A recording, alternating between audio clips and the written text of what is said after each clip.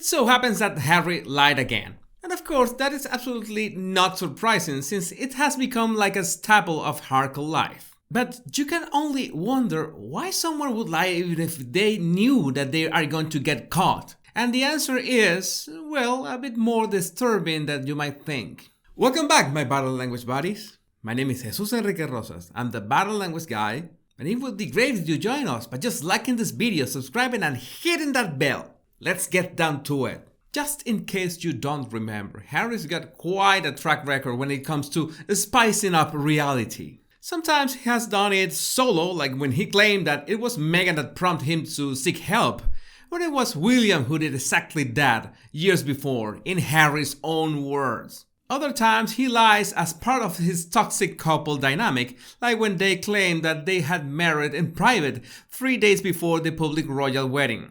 I'm sure the Archbishop of Canterbury just spit tea through his nose upon hearing that. But this time is about the security that he's demanding so he can bring his family to the UK. Today, the Home Office, which together with the RAVEC establishes who gets state security upon entering the UK, revealed that in fact Harry never offered to pay for that security, at least prior to September of 2021. You remember that he came to the UK last July to unveil the statue of Diana, and he claimed that he was chased by paparazzis.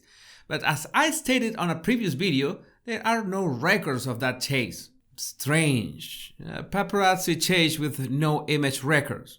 What a joke. So he had claimed that he was willing to pay for his security, but that didn't happen.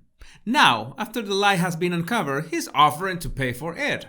I guess in some way to save face, or at least the face he's got left. But let's think for a moment. What drives someone to openly lie in public when they know that they're going to get caught? And maybe you've heard the term pathological liars. People that just keep on lying about anything without any reason for it. I say reason because most of the time when someone lies, they have a reason to do so.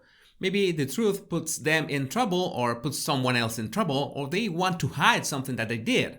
Maybe it's not right, but they do have a reason for lying. Now, pathological liars do it for no apparent reason. So when you easily find out that they were lying, you confirm that they did it just for the sake of lying. You might think that since this term, pathological liar, sounds a lot like a medical condition, then these people should be exempt of responsibility. But it's not as easy as that. Because this kind of liars can come from many backgrounds, and the term itself is really broad, so you cannot just use it freely for anyone. So people like Meghan or Harry, who have been caught lying together more times than the number of bathrooms at Montecito, they are not exactly pathological liars. In some cases, people have the urge to lie so they can get a reaction. They want a reaction, any kind of reaction, since they, at the very least, need the attention generated from causing trouble with what they say. I'm absolutely sure that you have stumbled upon someone, or you're thinking right now of one person that you know with this description. Someone that lies to your face and it's deceptively simple to prove that they did. And when you do, they are going to give you the most outrageous justifications. Just like Harry claiming that the UK is too dangerous. Well, I think that this works like most countries. There are safer areas, less safe areas, and the ones where you become a knife magnet. The deal breaker here is your common sense. That is one big problem because Harry and common sense are two concepts that don't go very well together. After all, he married Meghan. And by the way, statements like that one, the UK is too dangerous, makes you really doubt about those Afghanistan tours that he allegedly did. Because if he did, he will know what danger really is. Right, Harry? It doesn't matter that the rest of the royals live their lives peacefully in the UK with absolutely no problem whatsoever. In United Kingdom soil, can you imagine? But Harry claims, wait for it, he should still receive taxpayer-funded security as he's in immediate line to the throne. Well, I'm going to call it now, loud and clear. Harry, you might be in line to the throne, but you don't deserve it. And you don't deserve it for the exact same reason that you lack a spine to be responsible for your own behavior. Right, his fans are going to say that he's living on his own now. Well, he isn't, because the only reason he's still remotely relevant is because he keeps on coasting on the royal family's clout. That's when you notice that every lie is tied in some way or another to the royal family, especially making them responsible for something. Making them responsible for his upbringing, for cutting him off financially, for not helping him with state security. And I'm sure you don't really care about Gingerbread. You couldn't care less about him. But I make this video so you can translate or adapt the same situation to similar toxic behaviors that you can find at work or even in your own family. Harry keeps lying for the only reason that he has to create enough conflict to make it about himself. And that's why, after he acknowledged Camilla as part of the family, he's willing to throw her under the bus. This is incredibly similar to those situations in circles of families and friends when one person plants a lie about someone in order to create conflict artificially. These are not pathological liars. These are just arseholes. They live such a miserable life that the only venting they've got is watching others fight.